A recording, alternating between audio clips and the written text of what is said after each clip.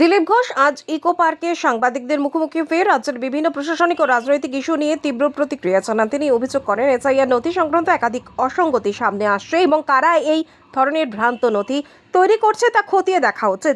পাশাপাশি তিনি বলেন সুপ্রিম কোর্টের নির্দেশের পরও মাইক্রো অবজারভারদের নিরাপত্তা নিয়ে প্রশ্ন উঠছে এবং প্রশাসনের নিরপেক্ষতা নিয়েও সন্দেহ তৈরি হয়েছে। তিনি আরও দাবি করেন আইন শৃঙ্খলা রক্ষার ক্ষেত্রে রাজ্যে দ্বিচারিতা চলছে। অভিষেক বন্দ্যোপাধ্যায়ের বক্তব্য প্রসঙ্গে তিনি বলেন অপরাধের ঘটনার রাজনৈতিক রং না দিয়ে সঠিক তদন্ত হওয়া প্রয়োজন।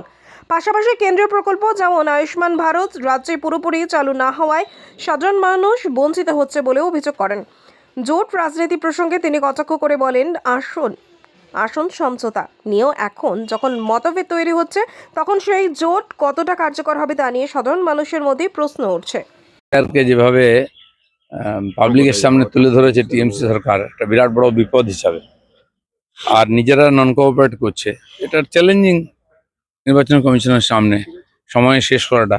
আর আমার মনে হয় শেষ হবেই, তো সেই জন্য খুব সিরিয়াসলি তারা নিয়েছেন। আমরাও চাই ঠিক সময়ে এসআইআর শেষ হোক এবং ভোটার লিস্ট বেরোক, ভোট হোক। অভিযোগ করছেন যে ভোটের আগে বঙ্কিম বনাম রবীন্দ্রনাথ, বঙ্কিমচন্দ্রকে বড় করতে রবীন্দ্রনাথকে ছোট করার চক্রান্ত। ওনারা তো কাউকে বড় করতে পারলেন না, সবাইকে ছোট করছেন। কমপক্ষে নেতাজি সুভাষ থেকে রবীন্দ্রনাথ ঠাকুর, বঙ্কিমচন্দ্র, শ্যামাপ্রসাদ, বাংলার মহাপুরুষদেরকে তো নরেন্দ্র মোদী সম্মান দিয়েছেন। বন্দে মাতরম লেখা হলো পশ্চিমবাংলায়, তাকে মহাপুরুষ বলি আমরা বঙ্কিমকে। তার জন্য কি করেছে টিএমসি সরকার একবার মনে করছে কি 150 বছর হয়ে গেল? সেটাও করেনি। যদি নরেন্দ্র মোদী সেটাকে সম্মান দেন এবং যে বন্দে মাতরম মন্ত্র নিয়ে হাজার হাজার বিপ্লবীরা ঝাঁপিয়ে পড়েছে দেশের কাজে, গুলি খেয়েছে, ফাঁসিতে গেছে, তাদেরকে ভুলিয়ে দেওয়ার চেষ্টা হচ্ছে।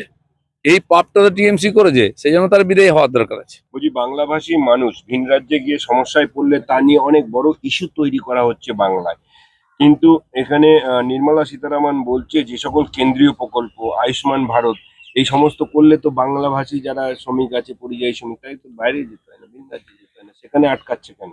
না না, এই যে 50 লক্ষ শ্রমিক বাইরে কাজ করছে, যদি বাঙালিদের বিরুদ্ধে সবাই আওয়াজ তোলে আর তাড়িয়ে দেয়, মমতা ব্যানার্জি কি করবেন? এই যে বাঙালি বাঙালি বলে অবাঙালিদের প্রতি এখানে দুর্ব্যবহার করা হচ্ছে। কেন্দ্রীয় সরকারের বিরুদ্ধে ব্যবস্থা, যেহেতু মেট্রো রেল এখানে কেন্দ্র সরকার করছে, সেটা হতে দিচ্ছেন না। হাইকোর্টের রায় সত্ত্বেও চিংড়িঘাটাতে উনি যোগ করতে দিচ্ছেন না। ইলেকশন আগে বোধহয় বিজেপি জিতে যাবে, সুপ্রিম কোর্টে গেছেন। এর চেয়ে নক্কারজনক কি হতে পারে? আর বলছি, 8,505 জন অফিসার নিয়ে এখনো গড়িমসি রাজ্যে, এখনো পর্যন্ত পূর্ণাঙ্গ তালিকা কমিশনকে দিতে পারছেন না, দেবেন না তো। 8,050 জনের তালিকা দেবেন না মমতা ব্যানার্জি, কারণ উনি চান না এসআইআর শেষ হোক। যত লম্বা ওনার ভালো, যত জালি সার্টিফিকেট নিয়ে এসে আর রোহিঙ্গা অনুপ্রবেশকারীদের ভোটার বানাবেন, সেই প্রক্রিয়া চলছে, তাই লেন্দি হচ্ছে। বলছি, জোটের আগেই জোট আটকে, মানে বাম এবং আইএসএফ নওশাদ সিদ্দিকী বেশি আসন দাবি করছেন। অনেক জোট ঘোট হয়ে গেল, হিন্দি হলো, কি হলো, আর এখানে অস্তিত্ব রক্ষার লড়াই সব নিজের লাভের জন্য করছে, বাংলার চিন্তা কারণেই। তো সেই জন্য এটা খুব বেশি কিছু হবে না, আর যদি হয় তো ভালোই, গণতান্ত্রিক অধিকার আছে সবার পার্টি করে লড়ার। চলো।